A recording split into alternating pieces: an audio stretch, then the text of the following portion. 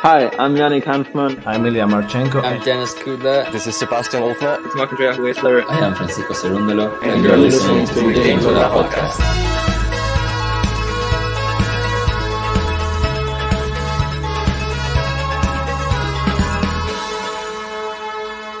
Hopefully you enjoy it. Hopefully. Hey, welcome back, tennis fans. We've just finished Indian Wells. Now it's on to Miami. That's right. And Daniil Medvedev, he lost to Indian Wells again, but he is the reigning defending champion in Miami, and he'll be looking to try and do one better than he did at the back end of last week. JG, are you ready for another Masters event? Yeah, Daniil Medvedev will be looking to try and do better, but he will also be looking to avoid Jannik Sinner.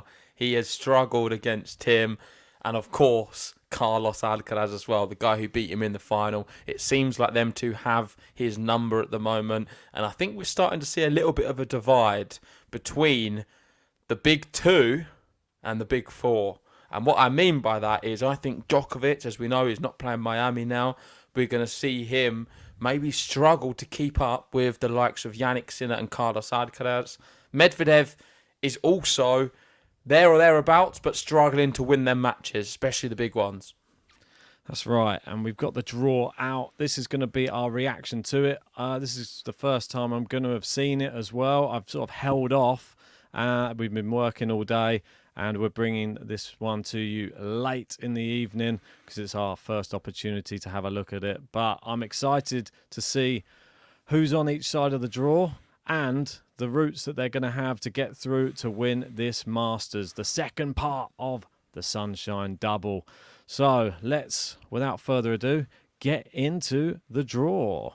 So, cool. There's this new setup with all the neons. Hopefully everybody likes it. Smash a like on the video if you like this new setup with the neons and the Miami and all the flames going everywhere. If you're only on Spotify, then you can only imagine it, unfortunately. But it does look really nice. Or just check us out on YouTube, because we do all of our episodes on YouTube as well. This is Carlos Alcaraz's quarter. He's trying to do the Sunshine Double.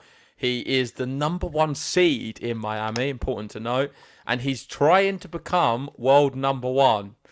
I don't think he can do it here at Miami, but maybe someone can correct me in the comment section.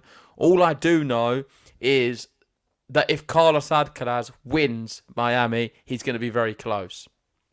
Yeah, I don't think he can win it because he will obviously drop off some points from last year. And Djokovic is 1,000 plus ahead already anyway. Yeah. But I'm sure when we hit the clay courts... When you say you don't think he can win it, you mean you don't think he can be world number one? Yeah, You're not saying you don't think he can win Miami? Oh, he definitely can win Miami. He's going to be the favourite coming in, especially in the form. So that's what I was going to quickly ask before we look at the draw. I know we've got Alcaraz's one up a little bit, so there's some cheating going on. But do you think Alcaraz or Sinner are favourite for Miami? I would go with Alcaraz. Okay, right, let's get into it. Of course, he's got Galmon Feast in his section. That looks quite tough. Borna Coric down there. Lorenzo Musetti, and that's very fascinating. We know them two coming through together. Musetti not lived up to the same heights as Alcaraz. He probably did more than Alcaraz earlier, and then after that, I remember he was playing really well at Roland Garros against Djokovic, not quite reached them same heights. Ben Shelton, another one, someone who has beaten Sinner recently, also just lost to Sinner at Indian Wells. Potential fourth round matchup. Some really good young players. And if you go to the other side, so all in this same quarter, you've got the likes of a Korda there, a Hurkacz who's dangerous, and Grigor Dimitrov. Yeah. I think this is a really tough section. There is a good mix between experience and really good young players. What I mean by experience is Monfils mainly and Dimitrov. And when you look at young players, of course, I love Korda. I think Korda could surprise some people. And if you just go down, who was it? Yep. We get Shelton. Musetti and Shelton. Yeah, Shelton could be a fourth round matchup for the likes of Alcaraz. He's got Safulin in there as well. A very, very good hard court player. Munar, not a bad player as well. He's not a player that anybody would want to play in the early rounds because just a workhorse. It's very, very hot out there in Miami as well. We've had note that, I believe it was Arthur Cazot has passed out on court as well in the qualifying, which is very worrying to see somebody fainting on a court. I've never really seen somebody actually pass out and fall on the floor before, but hopefully he's all right. And hopefully nobody else becomes a casualty of the heat. Is Jack Draper in the draw? That's all I'm thinking as soon as I'm here talking about people not handling the heat. Let's move on to the next section to see who we've got in the next one. And this one will be classed as the Rune Zverev section, I'd say. Here we go. So this is is on the same half, right, as Alcaraz. Yeah. So this is potential semi-final matchup, the winner of this whole section for Carlos Alcaraz, let's say, should Alcaraz get there. Most people are expecting it. Zverev with a bye. Potential matchup with Felix or a qualifier. I mean, qualifier maybe. There's going to be a few good ones. Looking down there, Eubanks, he's still getting a few buys through, isn't he? He's doing all right. We got Cerundolo in there. He's pretty good. Nishikori. Brilliant. And what a match. Kai Nishikori is back playing tennis again, and he'll be playing Sebastian Offner. I think that's a really close match. I don't know what level Nishikori's at, but I would love to see him win and go far. Hachanov's there, who's dangerous in the big events, the Masters, the Slams. He always seems to raise his level. Diaz Acosta, the return of him. We know he won a title in Argentina, his first ATP title. I think he can transform that onto the hard courts. I think he's a really good player, a good lefty, and can pose some problems. Definitely full of confidence. Marazan's there as well. And Lehechka's in there as well. He had a very good tournament in Indian Wells. I'm struggling to see who's going to advance. I feel, in my opinion, the best player here is Alex de Minaur. Alex de Minaur, I mean... Who's your best player? Who's at the bottom? Holger Rune's at the bottom. Not the best for him. For me, it's Alex de Minaur. I think this is not as tough a section as Alcaraz's one. And personally, Lehechka could advance. Yeah, I like Lehechka. I think it's a or de Minaur. Marazan's in this little section as well. We got Lehechka, Rune, I think it's Lehechka or I'm going big on either Lehechka or the guy at the top. Zverev or de Minaur? Zverev, if he hadn't have lost so convincingly to Alcaraz in the last tournament, then Zverev don't fill me with much confidence at all. Yeah, I know what you mean. Eubanks is going to knock him out. Anyway. No, Eubanks is going to play well here, I think. I think he'll play better in Miami than what he did at Indian Wells. I hope he does. Because he's not been playing well recently. He needs a chance. Didn't he not break people for about 38 sets or something crazy? Some statistic. He's not doing very well off the return of serve. No.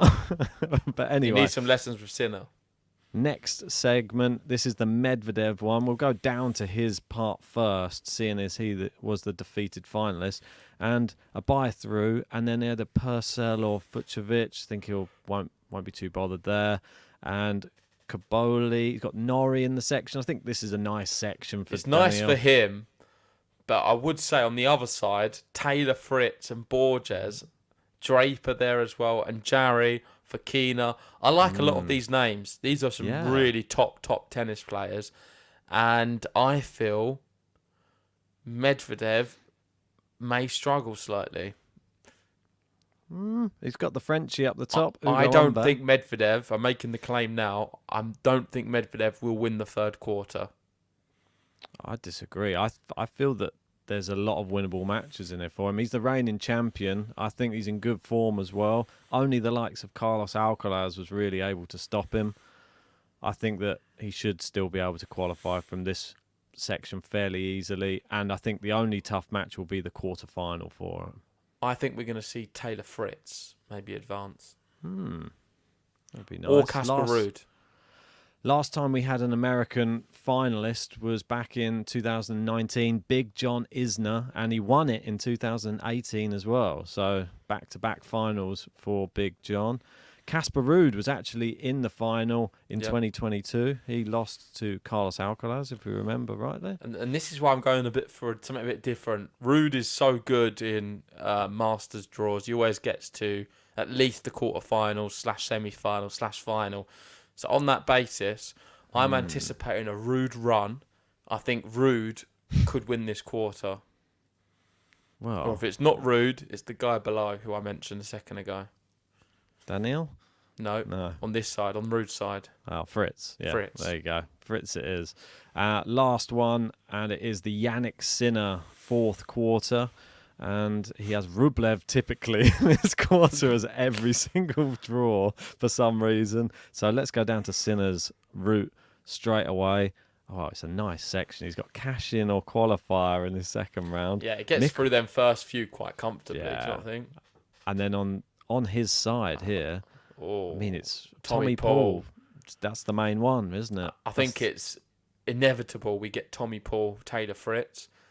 And then on the other side, I think we'll get, Sinner versus Tommy Paul.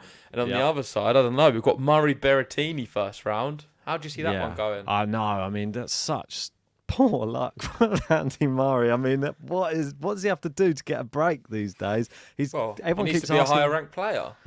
Everyone keeps asking about retirement. You can't get a break, Ben, if you're wherever you are in the world.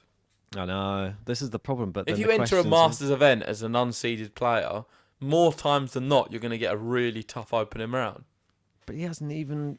He's just got the pick of somebody who's just coming back, who's just he's a slam finalist, Berrettini, and he's coming back to good form. He's just been in a final, lost it, but he's looking better than he's looked before. I think it's a really entertaining first round match, to be honest, and I don't actually know which way it's going to go, because Murray, I still think he has the tools to beat Berrettini, because Berrettini didn't look that good. I think he looked good on serve, but I still don't think the full game was really there on show in that Phoenix tournament. Yeah, Berrettini for me is the favourite. Yeah, I think the bookies will probably see it that way as well. Murray's been struggling. He's got a nice draw, really. He does have a nice draw. Chapeau potentially there, or Darderi, another Italian. None of them, but Tsitsipas will clean through all Arnaldi, of them. look all these Italians in here. Arnaldi, Darderi. We'll probably see a Tsitsipas Rublev. It's I mean it's the most. It feels likely. like we're going to get all of the big players. So we'll have Paul, Sinner, and then Rublev, Tsitsipas, and this is how I assess this quarter. Yeah, I'd say so. I don't see anybody troubling him really, to be honest. Tsitsipas, will he? Don't know. He doesn't fill me with any confidence. I think Sinner, this Mickelson's section. there. Could he have a run? On the right hand side. Not for He's got me. a qualifier. I mean, it's Sinner. We could see Mickelson versus Sinner early doors. I still think it's a straight sets win. Would you have said that if I said to you Luca Nardi versus Djokovic? You'd have been like, oh yeah, that would be straightforward. Slightly different. Do you not think Nardi, Djokovic and Mickelson, Sinner is the same distance between them all? So the distance between Nardi and Djokovic is the same distance as Mickelson, Sinner. But it's an in-form Yannick Sinner versus, I don't know, Mickelson. He's good, but he's still untested, really. He needs to just keep plugging away, and I need to see a few bigger results from him. I'm not that convinced yet. I mean, Tommy Paul cleaned him up pretty sharpish in the last tournament. So, who do you reckon's got the easiest quarter out of those big four? So if we go back to Alcaraz's one, so we had Dimitrov. We don't have the big four in there. Well, the big four in this tournament, I'm going to call it. Number two, the next one, quarter two. So what? The one with Zverev. Yeah, this is the easiest section. Yeah, I would agree with that as well. I think this is a pick-em. I mean, Khachanov will fancy his chances, I think, in this section. Anyone in this section has a chance to advance if you really pull some good results together. But my favourite is De Minaur. Yeah, he'll like this. I mean, De Minaur will be over the moon that he's got here, because I think he's got a great chance to get into a semi-final. Yeah, he really does. I mean, Holger Luna really needs to buck his ideas up a little bit. Needs to start really competing. I mean, fair enough, he lost to Daniil in the last one, but you see what the other youngsters are doing against Daniil Medvedev, and Runa's just not at that level right now to compete with the likes of Sinner or Alcaraz against Daniil. I'm not too bothered about Medvedev's section. I don't think it's as bad as it could have been, but I feel that his toughest match, as I said before, will be the quarter-final. He's got Humbert there, and we know he doesn't like playing French players, so Humbert Yes. Medvedev could be a banana skin. Potential, and then it could be Sinner in a semi-final as well, which he's lost to him in a lot of finals. I honestly don't think Medvedev will win this quarter, so this is why I don't think it's an easy one for him. I don't know who's going to knock him out, but I think Ruud is going to just clean through it. Yeah, I mean, it's definitely... Because Ruud will be able to win this quarter if he doesn't have to play Medvedev, because he'll beat all the others. Whoever beats Medvedev, Ruud will just beat him and then get through. My personal opinion, I think we're going to get the top 3 players all get into the semi-finals, and on the basis of this one, it's just like a pick 'em. Like, who wants to grab the next spot? To be honest, Djokovic is out, so somebody else gets a go. Who's it going to be? Someone has to step up, but like you said, it could be. I mean, Zverev maybe. There's no certainty Alcaraz gets to the semis either. By the way, I think that's another really tough one. I think the Alcaraz, the Medvedev one are tough. The Rune one's open, and the Sinner one is tough, but more winnable than the other two. Yeah. I mean, Alcaraz, I feel like his form coming into it is the main reason that I'm really feeling the Alcaraz vibes right now. I love watching him when he's in that flow state. He doesn't look like he's carrying any sort of injuries, and he just gets stronger and stronger as this year's progressing. I can't wait to see what he's like when we get to the clay courts. It's going to be an absolute nightmare for everybody, I think. So that concludes our draw reaction to the men's draw. We will be doing the women's draw preview because the actual tournament does kick off tomorrow. So make sure to join us for that one too. Yeah, we're also going to be doing the men's picks. I don't know when we're going to squeeze it all in because there's so much happening at the moment. And we've also got a countdown episode lurking about as well. So stay tuned on the channel, hit the bell, like the video, subscribe, and we'll be back for more tennis action very soon. See you then.